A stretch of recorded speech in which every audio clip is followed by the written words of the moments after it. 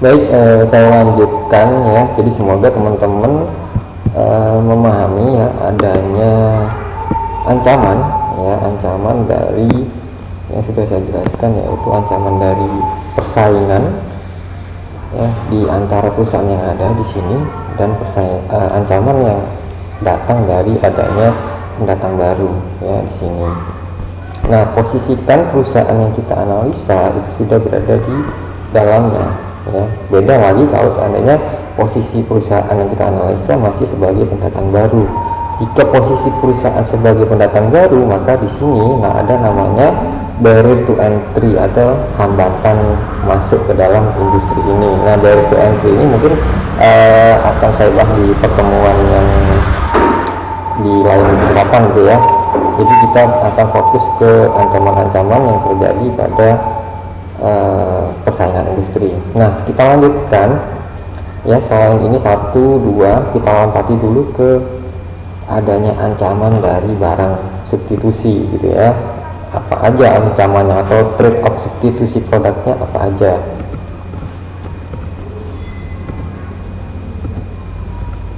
Nah, ini ya, jadi ancaman dari produk pengganti atau trade off substitusi produk. Jadi apabila harga yang ditawarkan produk pengganti tersebut akan lebih murah atau rendah, dan mutu serta kemampuan kinerja produk pengganti tersebut sama atau melebihi dari produk sebelumnya.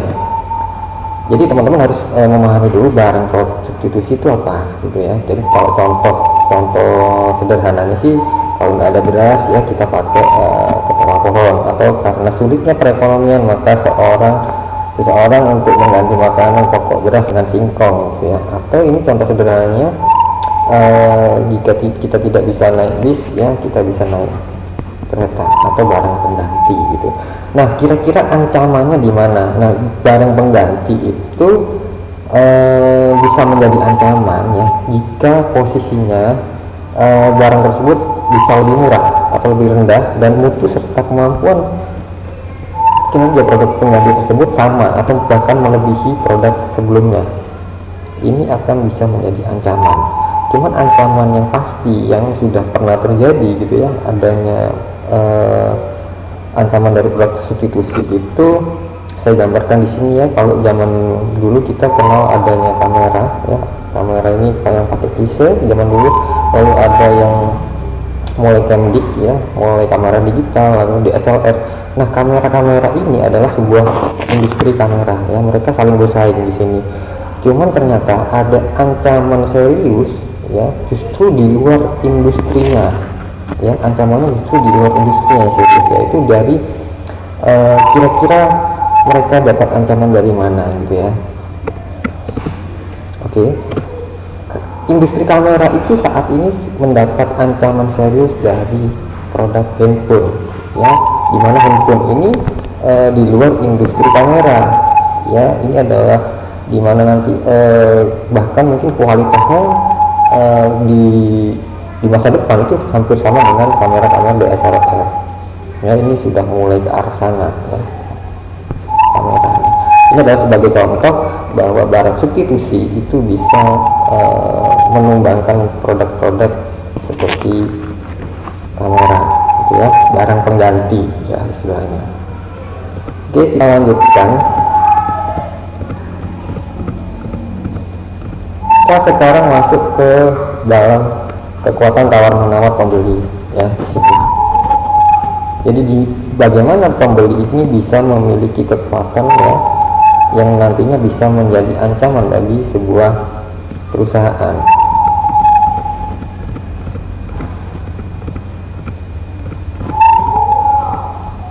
Oke. Jadi kekuatan tawar-menawar dari pembeli atau bargaining power of buyer, di mana pembeli lebih suka membeli produk dengan harga serendah mungkin ya. Ini pasti ya, banyakkan konsumen itu milihnya harga rendah, kualitas bagus, itu sudah lumrah gitu ya. Hal ini mengakibatkan industri dapat memperoleh pengembalian laba serendah mungkin ya, karena mereka ikut perang harga, akhirnya labanya juga turun gitu, karena harganya diturunkan. Pembeli akan menuntut kualitas yang lebih tinggi, pelayanan yang lebih baik, serta harga yang murah di mana hal ini mendorong persaingan antar perusahaan dalam suatu industri, ya. Jadi bagaimana kita punya bargaining power, ya, kita sebagai pembeli punya bargaining power. Ini adalah contoh-contohnya, ya, dimana ada ancaman dari bargaining power. Contohnya kalau kita lihat produk-produk yang di diskon gede-gedean, ya, ada promo gede-gedean, berarti mereka industri ini punya ancamannya dari kekuatan pembeli atau dari persaingan retail, gitu ya, persaingan Indomaret dan Alfamart di situ. Nah, bila mana sih sebenarnya bargaining power atau pembeli ini punya kekuatan, gitu ya. Nah, di sini sudah ada, jadi kekuatan dari bargaining power dari pembeli, ya, kita punya kekuatan atau bargaining power dari pembeli jika yang pertama adalah konsentrasi pembeli, ya, seperti hukum permintaan dan penawaran, ya, bahwa jika pembelinya itu sedikit, ya, maka pembeli punya power untuk menentukan mau milih ke siapa, gitu ya, untuk menentukan harga. Jadi pembeli itu juga punya kekuatan jika pembelinya sedikit. Itu yang pertama. Yang kedua adalah volume pembelian. Jika volume pembeliannya, para pembeli membeli dalam jumlah besar, mereka juga akan memiliki bargaining power. Dia akan punya kekuatan pembeli jika pembeliannya dalam jumlah besar. Lalu yang ketiga adalah switching cost pembeli relatif terhadap switching cost perusahaan. Nah, ini maksudnya adalah jika kita mau pindah ke produk satu ke produk lain, ya, apakah ini menyebabkan kita mengeluarkan sebuah biaya? Ya, seandainya saya ingin pindah dari beli produk smartphone Oppo ke smartphone Samsung, apakah ini juga akan mempengaruhi apakah saya harus mengeluarkan biaya atau switching cost, gitu ya. Nah, kalau kita ternyata membeli tidak mengeluarkan sebuah biaya untuk perpindahan produk, itu berarti pembeli punya bargaining power, gitu ya. Jadi berarti yang mengeluarkan biaya jika ada switching cost pelanggan itu adalah perusahaan, ya. Perusahaan itu mengeluarkan biaya untuk mempertahankan pelanggan, ya. Jika pelanggannya pindah, maka mereka akan mengeluarkan namanya switching cost, ya, switching cost atau perpindahan dari adanya sebuah perpindahan dari pelanggan, gitu ya. Lalu yang kedua adalah informasi konsumen. Nah, konsumen atau buyer akan punya kekuatan jika mereka memiliki banyak informasi, apalagi sekarang sistem informasi sudah kita punya mudah, gitu ya. Kalau kita membandingkan produk-produk A, B, C, D dengan harga-harga yang per tera semuanya, kita bisa membandingkan, dan ini membuat buyer itu semakin punya power untuk memilih dia akan memilih produk yang mana. Jadi semakin tinggi informasi konsumen yang didapatkan, maka konsumen akan memiliki kekuatan yang akan menjadi ancaman bagi para perusahaan di dalam industri tersebut. Lalu adanya produk-produk substitusi, gitu ya, yang sudah dijelaskan tadi. Apakah produk-produk yang dalam perusahaan tersebut memiliki produk-produk pengganti yang mungkin lebih murah atau mungkin kualitasnya lebih bagus, maka buyer atau pembeli akan punya kekuatan. Nah, bagaimana caranya? Salah satu contoh yang pernah diangkat dalam berita yaitu adalah alasan strategi harga Telkomsel di atas kompetitor. Jadi Telkomsel di sini tidak ingin ikut dalam perang harga, gitu ya, dalam perang harga. Jadi mereka sudah selain sebagai sudah menjadi pemimpin pasar, ya, mereka percaya bahwa mereka punya kualitas yang jauh lebih bagus dibanding kompetitornya, gitu ya. Jadi mereka tidak ingin bermain harga lebih murah. Jadi adanya bargaining power of buyer ini sudah diatasi oleh Telkomsel dengan memberikan layanan-layanan yang bagus dan punya diferensiasi yang kuat, ya, punya jaringan yang luas. Jadi ini salah satu cara bagaimana bargaining power of buyer ini semakin kecil, gitu ya, mengecilkan kekuatan pembeli. Jadi dengan cara salah satunya adalah diferensiasi atau layanan yang lebih, gitu. Nah, itu adalah sebagai contoh dari adanya ancaman, ya. Kalau ancaman jadi semakin besar, intinya semakin besar kekuatan dari pembeli, maka akan semakin menjadi ancaman. Ancaman gimana? Mereka akan perang harga, ya. Kalau perang harga terus lama-lama labanya juga akan turun, gitu. Yang terakhir, di sini ada ancaman dari pemasok ya, atau the bargaining power of supplier. Di sini yang terakhir ya.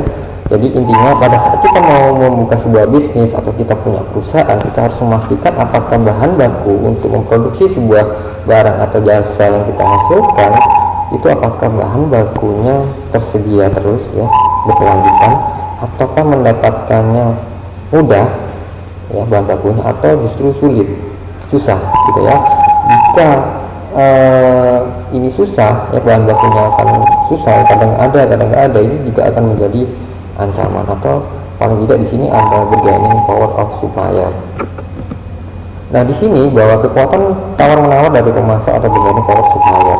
Nah ancamannya ada di sini ya, salah satunya. Jadi pemasok merupakan ancaman serius bagi perusahaan jika berintegrasi ke depan ya, ke arah industri pembeli. Misalnya produsen pakaian yang memilih untuk membuka toko pakaiannya sendiri, sehingga menjadi ancaman bagi toko pakaian yang lain, terutama bagi toko yang dulu membeli pakaian dari produsen ya. Dengan adanya ini ya, sekarang kita sudah bisa beli sendiri, bahkan ya langsung ke produsennya. Contoh seandainya di sini adalah industri baju gitu ya, di sini industri baju, lalu di sini ada ini adalah industri marketplace tentang baju gitu ya, banyak penjual baju di sini, dan mereka mengambil bahan baku di sini ya, atau istilahnya kita beli dari pabrik bajunya di sini. Nah ternyata pabrik bajunya bisa memberikan jual langsung kepada pembelinya, ini akan bisa jadi ancaman gitu ya. Nah beberapa yang menjadi ancaman, yang pertama adalah bahwa supplier memiliki diferensiasi input. Jadi bahan baku yang dihasilkan untuk memenuhi kebutuhan ini adalah dia memiliki perbedaan atau tidak bisa dimiliki oleh yang lainnya. Jadi harus memakai bahan baku dari sini. Jadi mereka punya diferensiasi. Nah sehingga pabrik ini jika tidak mengambil bahan baku dari sini ya, dari supplier, itu produknya bisa tidak jadi atau mungkin kurang bagus. Nah disinilah letak bagaimana nanti pemasok bisa menentukan kekuatannya ya, menentukan harganya dia bisa jual berapa ya. Jadi mereka akan bergantung dari pemasok ini jika pemasoknya punya diferensiasi input.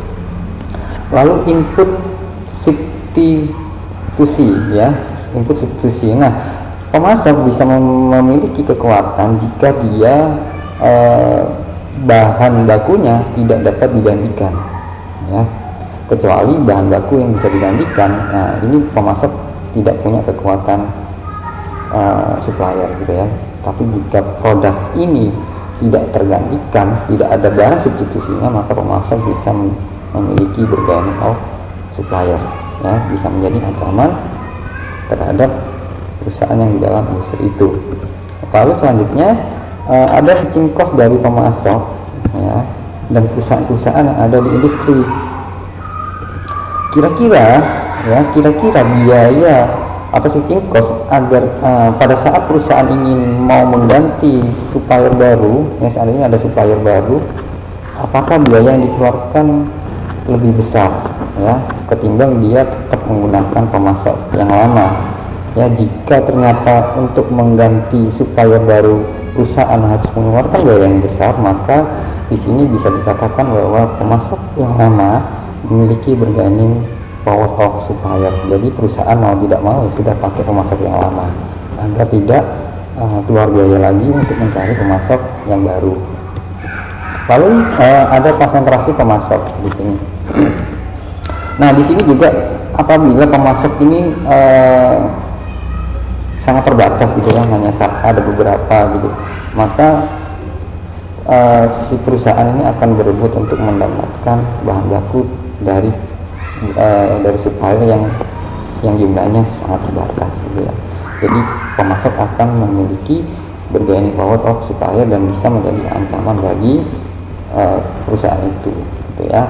Jadi intinya ini adalah bahan baku ya, bahan baku untuk membuat perusahaan ini terus berjalan. Kalau contohnya saya contohkan di sini adalah industri telekomunikasi, ya di sini pemasoknya bisa berupa infrastruktur, ya infrastruktur jaringan, lalu ya banyak gitu ya, infrastruktur jaringan contohnya. Terus kira-kira apa ya kalau untuk industri di telekomunikasi, ya jadi ada pemasok di sini. Oke, itu adalah kelima ancaman dari persaingan industri.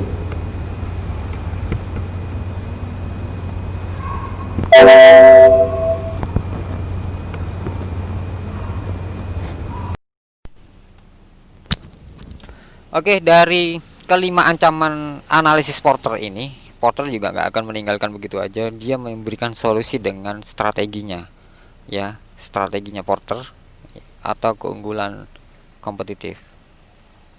Nih,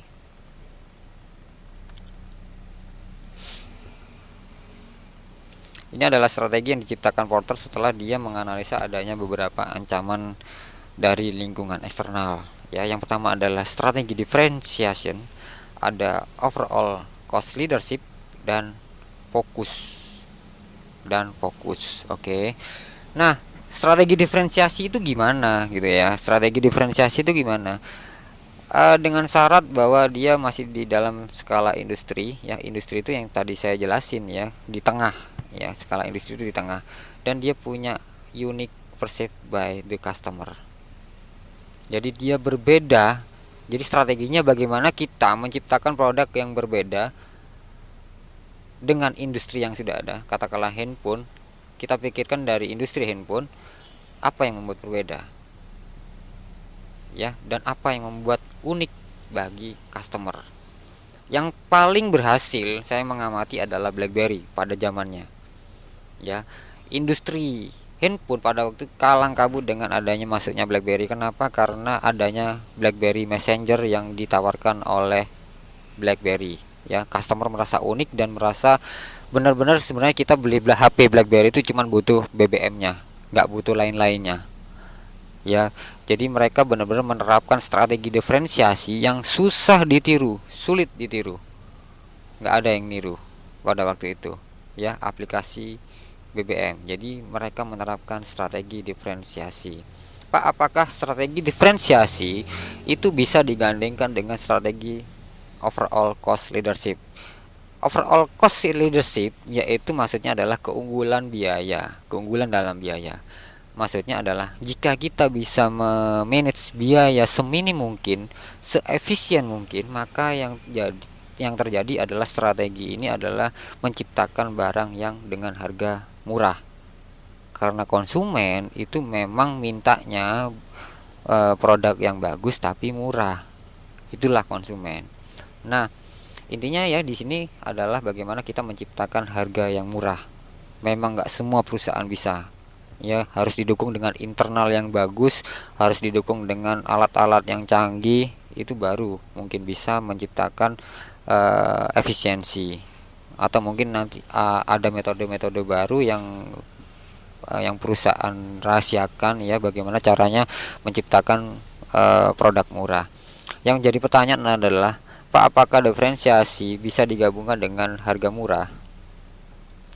Kelihatannya kan tambah bagus gitu ya, kelihatannya tambah bagus, sudah punya diferensiasi kuat, habis gitu dia sudah harganya murah, bagus banget kelihatannya, tetapi jelas rugi, ya. Kalau kita punya strategi diferensiasi yang kuat, jangan pernah jual murah, rugi kan, ya kan. BlackBerry itu dijual dulu dengan harga yang sangat mahal loh. Katakanlah kalian beli handphone harga BlackBerry dulu harganya 2 juta, itu apa ya, kualitas produknya sangat sangat jauh dengan merek lain yang harga sama-sama 2 juta. Kameranya kalah jauh, terus baterainya juga boros, ya. BlackBerry itu boros banget, kameranya juga nggak sebagus handphone lain. Jadi sebenarnya yang dijual BlackBerry adalah BBM-nya. Makanya BBM itu pernah sempat yang namanya dikenal dengan dia bisa menikmati laba di atas normal, karena dia juga memang menjualnya dengan harga tinggi dan laku keras. Jadi rugi ya jika kita merasa punya strategi diferensiasi yang kuat lalu dijual murah, itu sangat rugi. Nah, kebalikannya, pada saat produk kita tidak bisa menciptakan produk yang punya diferensiasi yang kuat, yang unik, ya, yang unik bagi konsumen, maka strategi berikutnya adalah strategi biaya murah yang sudah saya jelaskan. Ya, coba kalian bayangkan, oh iya ya, produk A ini lebih murah dengan produk B, maka dia lebih laris, lebih banyak diburu konsumen. Itu adalah cara satu-satunya. Apakah semua perusahaan bisa menciptakan produk murah? Enggak semuanya perusahaan bisa menerapkan produk-produk murah, kecuali mereka mempunyai skala economics yang bagus. Ya, skala economics yang bagus, contoh Indofood, contoh Wings Food, dia sudah bisa menerapkan yang namanya overall cost leadership, kepemimpinan biaya. Ini strategi juga, ya, strategi juga. Oke, yang terakhir adalah fokus. Akan saya lanjutkan sebentar lagi.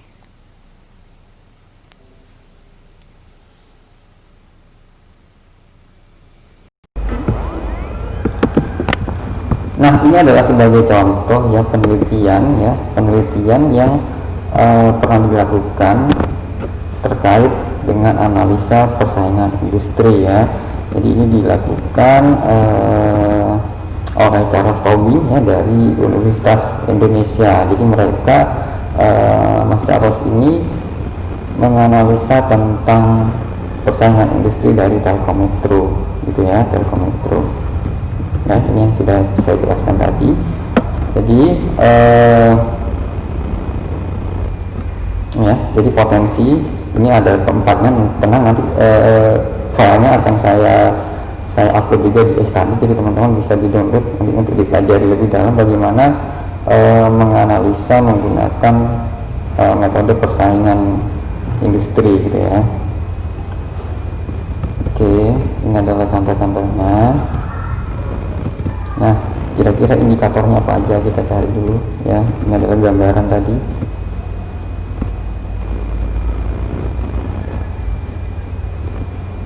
Oke, ini adalah indikator-indikator yang dikembangkan, yaitu dari ancaman pendatang baru. Apakah mereka pendatang baru ini punya skala ekonomi ya, apakah mereka punya diferensiasi produk, apakah mereka punya identitas produk, apakah dia punya harus mengeluarkan biaya investasi. Ini dari ancaman dari pendatang baru. Ini adalah indikator-indikator yang perlu dicari, apakah mereka memiliki indikator-indikator ini gitu ya. Ini tetap ya, jadi dimensinya tetap. Yang pertama adalah ancaman dari pendatang baru, ini adalah indikatornya. Lalu mereka juga terkait membahas tentang kebijakan pemerintah ya, apakah masuk ke dalam industri tersebut, apakah terkendala oleh kebijakan pemerintah atau tidak. Lalu ancaman dari produk pengganti ya, mereka indikatornya adalah produk pengganti, layanan produk pengganti, tarif produk pengganti, kualitas produk pengganti ya. Jadi teman-teman bisa pelajari kira-kira nanti indikator yang harus dikembangkan apa aja. Nah, ini adalah kekuatan tawar-menawar pembeli, apakah pembeli terpusat, apakah kapasitas pembelian, apakah supaya punya diferensiasi produk ya, dan lain sebagainya. Lalu di sini juga ada kekuatan tawar-menawar pemasok ya. Yang di atas ini adalah tawar-menawar pembeli gitu ya. Nah, di sini adalah tawar-menawar pemasok atau bargaining power supplier. Ini adalah indikator yang dikembangkan ya, dominasi pemasok, apakah mereka melakukan pemasok ini melakukan integrasi maju gitu ya, sudah saya jelaskan tadi.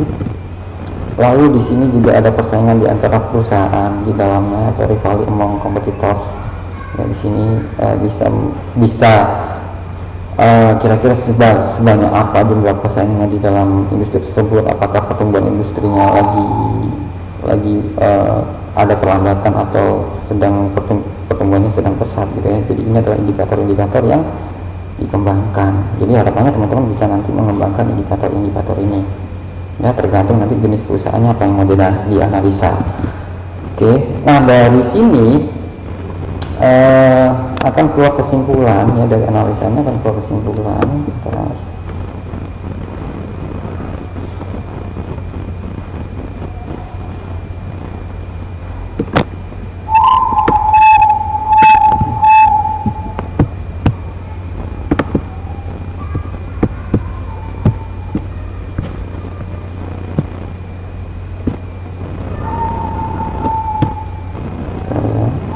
terkait kesimpulan.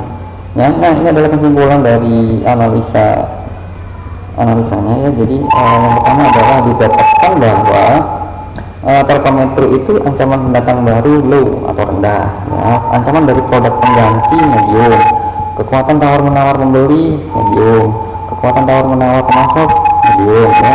Jadi yang menjadi ancaman utama yaitu persaingan di antara perusahaan yang eksis di dalam suatu industri itu yang menjadi high ya. Jadi jika di rata-rata tekanan kompetitif yaitu dalam rentang medium ya. Di sini juga yang paling besar adalah ancaman dari produk pengganti ya, dan juga ancaman adanya kekuatan tawar menawar pembeli. Jadi di sini pembeli punya power yang lebih besar ya. Nah, ini adalah contoh dari hasil jika kita mau membuat penelitian tentang persaingan lingkungan industri gitu ya. Nah, kira-kira strateginya harus ada ya. Strateginya bagaimana setelah ketemu posisinya? Di sini sudah juga disebutkan bahwa menurut Porter ada 3 strategi generik untuk meningkatkan potensi kompetitif, yaitu keunggulan biaya, diferensiasi, dan fokus. Oke. Nah, ini adalah salah satu contoh penelitiannya, jadi teman-teman nanti bisa dibaca langsung gitu ya. Saya akan sharekan di study. Terima kasih. Wassalamualaikum warahmatullahi wabarakatuh.